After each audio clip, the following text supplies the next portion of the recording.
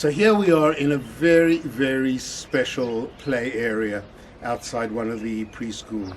As the camera moves around, and you'll see the various elements that the kids play with over here.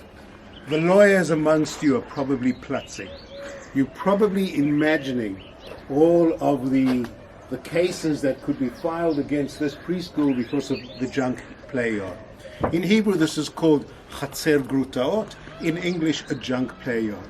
Now, there are things over here that in American preschools would never happen, would never pass, because there are many things that you could say, like these over here. But what happens if they fall on a kid? What happens if a kid cuts his finger over here? So there is a fascinating educational principle behind this particular play yard. This play yard is based on the notion that the best way for kids to learn is to use their imagination, take these old pieces of junk and recreate a world. Now, what is fascinating about this education is that it really encourages an incredible level of creativity.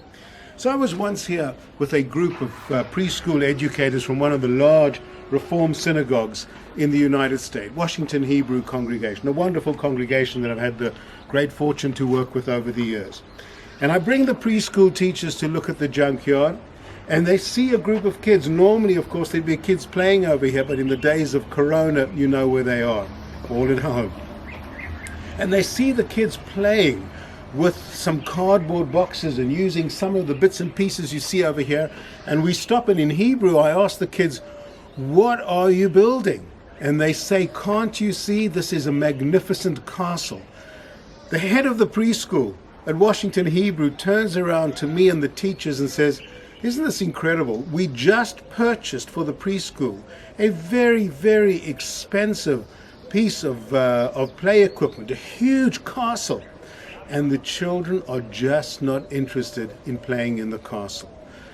So it is fascinating that this gives rise to the type of young Israeli that is filled with ideas, and really, if you want to understand the startup nation, this is one of the elements that goes into it.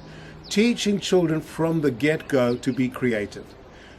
Now, under normal circumstances, within a couple of 100 yards over here, inside this preschool area would be my granddaughter Tamar.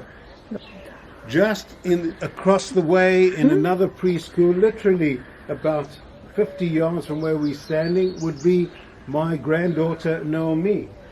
Behind me, beyond the fence, there is an area for children that are just over a year old, would be my twin grandsons, Asaf and Yotam.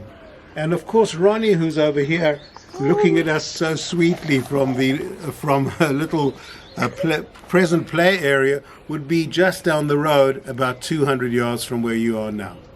So that in itself really tells a wonderful story about multi-generational life on kibbutz. But let me take you to talk about that in another place. But just before we do that, Maya, what I want you to do is show everyone this animal, the statue of an animal over here.